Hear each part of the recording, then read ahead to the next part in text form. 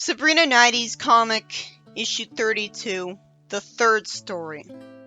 The third story starts out with Sabrina looking at pictures from her 8th grade yearbook at Greendale, and she sees her old friend Chloe.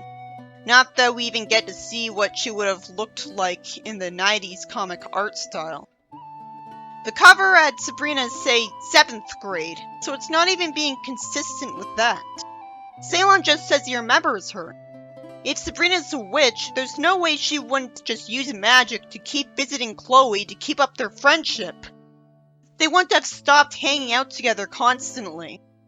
This panel is pretending that the Sabrina animated series was canon to the past of 90s Sabrina.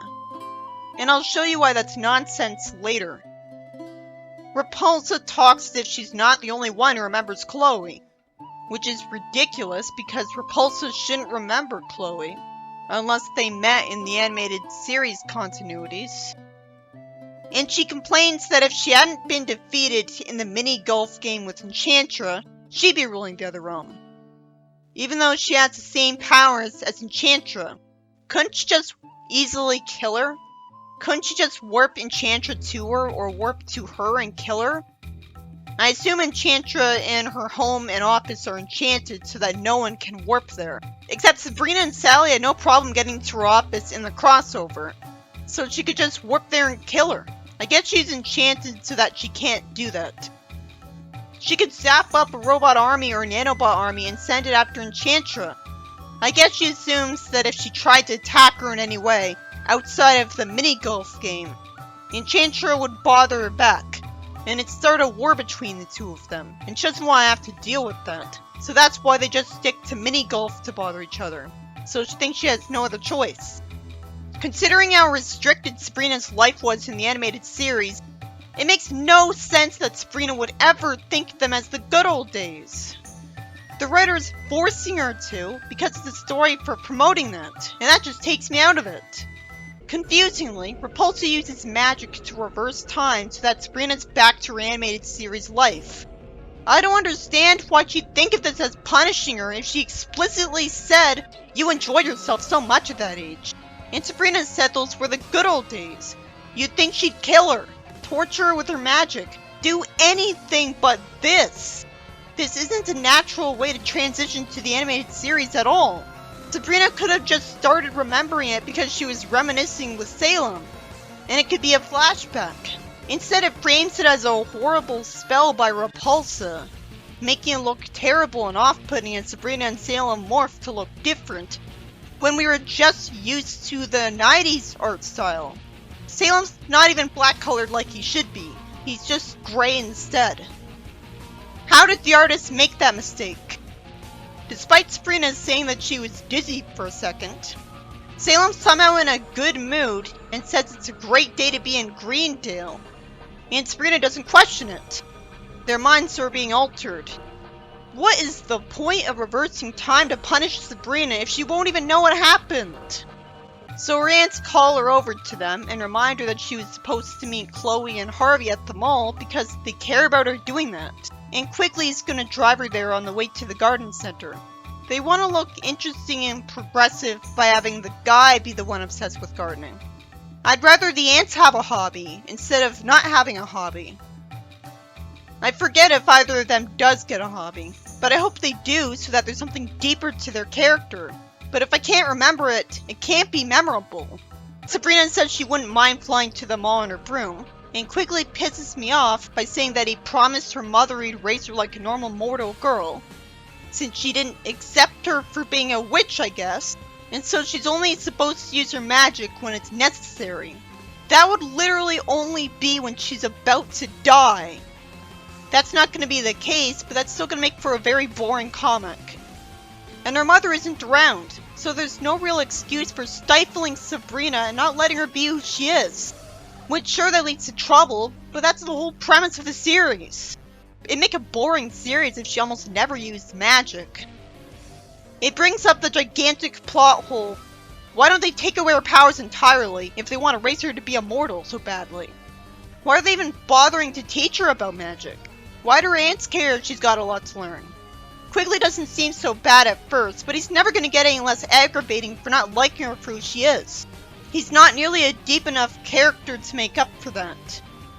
This story can't possibly be canon to the 90s comic at all, because in that series, Sabrina found out she was a witch for the first time on her 16th birthday, and she's younger than that here. The only way this can make sense is that her memories of witchcraft were completely erased at some point, and she had to learn about magic again. But that still won't explain why Hilda and Zelda started looking like their 70s selves after that, when trying to hide witchcraft from her. It doesn't matter if people saw her flying to the mall on a broomstick, which will be very unlikely anyways because people seldom look up. Because spy witches would erase their memories, or they just say they had been hallucinating. It worked for the 70s and 90s comics, so we got to see a lot more magic in that. And even if she somehow messed up flying, she could use magic to save herself or heal herself. There's no reason she should be forced to just go on a car ride there. Sabrina wishes she was the best at her powers now, since her aunt's lessons take so long. And somehow, Quigley expects me to believe that it'll take a couple hundred years for her to be a fully fledged witch. Flashback to the 70s and 90s Sabrinas who use magic to time travel, at 16. There's no appeal to wimpifying this character after all these decades and making her less cool. It's just confusing to anyone who's been a fan of even just the 90s sitcom. Even that had Sabrina time travel to the 60s. If that's not mastery over magic, what is? When Harvey and Chloe run away from Sabrina and keep it up instead of having the basic social skills and functioning brain cells to quickly realize that's just gonna upset her, and instead tell her why they're here, Sabrina immediately jumps to the conclusion that they don't want to be her friends anymore. They did act scared, but it's so forced that this happens. I don't remember Sabrina crying so easily in the other series. I barely remember it happening at all. They could have easily just explained things to her and avoided this. She says she doesn't care what Quigley says, and she's gonna use pixie powder in her pocket to warp home right now. Because somehow they thought it made sense to wimpify Sabrina so that she needs powder to teleport. After decades of the franchise. It's not like she's literally a child. She's not 4 years old. Even then, all she'd have to do to teleport somewhere is imagine herself being there. And point. Anyone with a functioning mind's eye and the ability to move their hands could teleport. I could understand witches using pixie powder if they're too lazy to imagine themselves somewhere else for the sake of convenience. Maybe she's just too upset to want to bother doing even that. But that's not what's implied. I'm actually supposed to immediately buy hook, line, and sinker that she needs it. I can understand Quigley objecting to this only because someone might see her warp away and freak out. But who cares if there aren't spy witches in charge of erasing people's memories of witchcraft? Everyone would already know about magic by now. Sabrina's been warping without pixie powder for literally the entire franchise, even in the sitcom, because it's a very simple spell to do. So I don't understand why this was written at all. But whatever, it's a minor thing I guess. It could have easily been explained to be acceptable. Then the clearly unnecessary character Spooky shows up from a magic lamp on the fridge. He's made especially off-putting because there's no explanation for why he's here, when she's being raised as a normal mortal girl, and yet she's being taught how to use magic. Not only does his design suck, supposedly being a genie when he looks nothing like one, but he has no excuse for living here. He would have made more sense in the 70s show because he's so silly. But even there, he's redundant because Sabrina already has magic of her own. And here, the girl has to rely on a guy to cast magic for sometimes, apparently. And you know, that was already a little annoying with Cousin Ambrose in the 70s show. It's insulting to her character to expect us to believe she needed his help. It could work if the writers clearly thought out what spells would logically be hard to do based on what's hard to imagine, and kept it very consistent. But I guarantee you that's not the case if even teleporting is too hard for her to do. So it's not believable when which spells she can't do are picked entirely at random. It makes that arbitrary. It means the plot will have padding in it because she'll think she has to go to someone else for help. Why is he allowed to be here if he's the type to advocate her taking revenge on her friends just because he thinks she was dissed by them with no idea of the context? It doesn't seem like the type of person that Zelda would immediately strike up a great friendship with. She actually considers getting them turned into gumbo at first. That's a random thing to think to have them turned into, so that's forced too. But she suddenly does develop a conscience and decides not to do that to them. She keeps crying and making the story tedious. I could sympathize with her for what she's sad about, but she's being so over the top about it, when the story did nothing to make me care about Chloe and Harvey yet. So it's harder to care, especially when you come back to the story knowing the obvious twist at the end. Of course the story didn't actually have remained friends for the entire comic, not wanting to be her friends anymore. It was obvious right away that it was going to be a misunderstanding. Because of meta logic. It would have worked as a story idea better if she was freaking out about people other than these two. So who knows if the comic will have the guts to have them not want to be her friends anymore or not. It's a predictable twist, so you might have seen it coming on the first read anyways. So it just makes a mockery out of Sabrina by portraying her as an overly sensitive crybaby. Because we know she's crying over nothing. It's so melodramatic that Salem even joked about it with a pun. So we're really not supposed to take it seriously. This is our protagonist? Wasn't Sabrina the teenage witch supposed to be sort of cool girl power in the first place for having a female protagonist in the 70s? And she lived with her two aunts?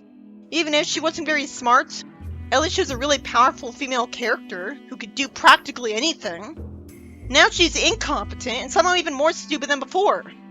How did things go backwards?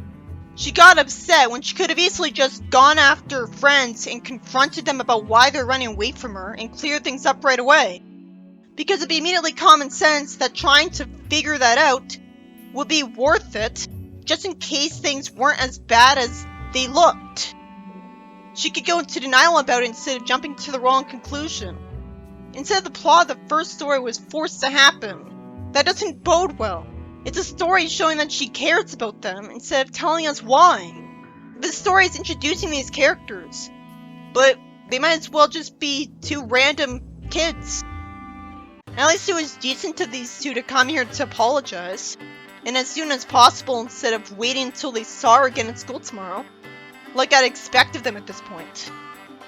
At least it's surprising that the reason they ran away from her wasn't because they were planning a surprise birthday party for her and didn't want her to know. It was because Harvey just helped Chloe pick out a friendship ring for her. Why would she need Harvey's help for that? That's no reason for them to run away from her. They could have just asked Sabrina to come along while they were trying to buy it for them. They could have been coy about what they were trying to buy. They could have said they wanted it to be a surprise for her, so it could still be a surprise. Them being teenagers isn't an excuse to make them complete idiots. Chloe is not normally an idiot. No wonder I forgot about why they ran away from her. It's just so unintuitive that I forgot. The story's already over, so that was faster than I thought it'd be. But it still took way longer than it should have because it had so many things wrong with it for how basic the plot was. It was sweet that Sabrina and Chloe hugged and Sabrina apologized for misjudging them. But I don't like that Harvey said chow down. Why does he want to go all the way back to the mall to eat? Does he love mall food that much? I was told that it sucked. This story sucks as well.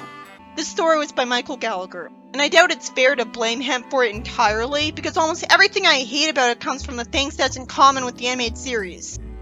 So it wouldn't be the animated series without those problems. But they could have the comic be a better version of the animated series. Sabrina being so wimpified that she's so stupid she has to warp with pixie powder is a minor complaint that comes from the animated series. It kinda makes sense if she was lamer as a witch, more restricted because she was 4 years old. And that explains why she's acting like a crybaby. But no, she's in 8th grade. So why is she being treated like a kid? The plot felt like it forced the animated series on us because for some reason it started out in the 90s Sabrina universe and pretended that it was the canon future of this series. When in this series, Sabrina knows she's a witch before she hits age 16. When that's not the case in the 90s comic and sitcom. Also, she used to live in Greendale and so did Harvey. Which means it was one hell of a contrived coincidence that at some point in their lives, both Harvey and Sabrina moved from Greendale to Riverdale at 2 separate points. I guess Sabrina cast a spell to brainwash his family into it. There is no way that Repulso would consider sending Sabrina back to her younger years as a huge punishment when she's being told that she thinks of those as the good old days for some reason. She'd just kill her. This isn't a believable premise. It could have just been a flashback to her earlier days. That page could have been cut out of the story. 2 pages could have been, but not for the actual plot and not what could have easily been fixed. Like Quigley being in the story. The actual plot of the story is that Sabrina's friends run away from her at the mall, horrified. And they somehow don't think this is a bad idea and change their minds and explain things to her. After all the time they've known Sabrina. And instead of her simply chasing them to find out what's bothering them, she's so sensitive that she warps home and assumes they hate her, even after all the good times they had together. Even though she did nothing recently to upset them. Because apparently she never trusted them in the first place, even though she trusts Chloe with her secrets. It's not a well-written plot when it could have easily never happened in the first place. I could sympathize with what Sabrina's upset about, but the problem is these friends are Harvey and Chloe, main characters, so we know they can't actually not want to be her friends anymore. So she just comes off as being written to be a melodramatic crybaby, because somehow that's considered genuine comedy. Ugh, I don't want mean-spirited writing. Even the concept of a witch that can cause trouble with her magic is kind of mean and dark to begin with. I don't need it to be even worse, with no lightheartedness to make it better. Seriously, the coloring of the story has bright colors all over it, and it's a cartoon, so you'd think it wouldn't be dark at all. But it's just a story about Sabrina thinking her friends hate her and being upset about it, and bravely considering getting them basically killed because of it. The only real light-hearted moment is when her friends explain why they ran away and they hug. Other than, I guess, the pun that Salem made, there's no jokes. Wasn't the series supposed to be a comedy? Or at least charming? That's literally the entire appeal of the franchise. The only comedy I can find here is that Sabrina was made to start crying too much. That's mean-spirited comedy. I guess it was written that way because he was told to write it like that, to imitate the animated series. I never watched it, but if it's anything like this, I'm glad I never did, because then I would have grown up with a rational nostalgic attachment to it. The only thing remotely attempting to be charming about the story is, well, other than the fact that Sabrina and Chloe hugged and she got a friendship ring that we'll never see again, the art style of the characters is trying to be charming. But it doesn't work if I end up associating it with frustration at how stupid Sabrina is and how oppressive her entire family is. I can understand why they want to restrict her using magic. Because this is Sabrina we're talking about. Her magic causes almost nothing but trouble. She even considered turning her friends into gumbo. So it's realistic. But there's also tons of times her magic does good, which makes it worth it. But if they're thinking of her magic as bad, they won't even think of that. If they see her magic as something she's just gonna abuse or cause trouble with by accident, you'd think they'd just get rid of it. Or not even tell her she's a witch. Why on earth did they think that was a good idea? I can understand the train of thought leading to their logic. It would be safer for her to not use her magic at every dumb impulse. But there's no point in them being oppressive to her and hoping she won't use it if they tell her not to use it. Because she'll just use it anyways. And it's just gonna give her a depressing upbringing where she's not accepted for who she is and resents them more and more every day. At that point, logically they just make her immortal. Or make her think she's immortal, and achieve what they want competently. I see why her family would want her to have a mortal life, especially since they're making her live in the mortal realm. But they're being so unrealistically incompetent about enforcing it that I can't respect their viewpoint when they're going about it so wrong and half-assed that they're still teaching her this magic they don't want her to use unless she has to. When I guarantee you that most of the spells she's being taught how to use aren't ever going to be considered necessary. This doesn't work. It thinks it's being realistic with how she's being raised, because she's being given ground rules she has to follow and told to be responsible, like most kids would be taught. But if it was actually realistic, they wouldn't tell her she's a witch at all then. So it's in an annoying in-between area that doesn't make any sense, while still being stuck up and thinking it makes sense anyways. This is one of the very rare occasions where you have to sacrifice realism for the sake of a more enjoyable story. Yes, it is weird that in the previous series, Her aunts outright encouraged her to abuse her magic. But it could be realistic that people raised with magic would get into the habit of abusing it. That's just human nature. And they think they were better than people without magic and have the right to use what they were born with. If witches existed in real life, that's probably how they'd be like. Not many people would have restraint with magic. And if witches can erase memories, and why couldn't they? Then there'd be no reason not to use magic as much as you want them. No one would remember it. The 70s series were silly since you instinctively expect people witnessing their magic to backfire on them. But when you think about it, it was actually realistic. Minus the nonsense in the 70s series where she'd be pressured to use magic exclusively for evil. And if witches think they're better than mortals, then that could be realistic of them to want too. That's dark, but at least with that premise we get to see magic a lot more often. It's shocking how little magic actually happened in the story about a teenage witch. She used it to get home quicker. But the basic plot could be about any generic teenager. It's probably cliche with how generic it is. This plot could be in something like Lizzie McGuire for all it mattered. Quigley just pissed me off, not letting Sabrina use the broom-flying magic she was born with. It makes me wonder why her aunts don't take away her powers entirely, or not tell her she has them if her family's that oppressive, making me wish Della from the 70s comic was here, so that she'd take her away to a family that would let her use her magic. At least then she'd be using it for good too. But whatever, that's not a major plot thing either. They could have removed that scene and still had the whole plot. It's just that there's so many things that piss me off about the story. That's an animated series thing. So the writer is probably forced into that. I'm not sure if he was forced to write Repulsor though. Could have just started with Sabrina and Greendale just fine.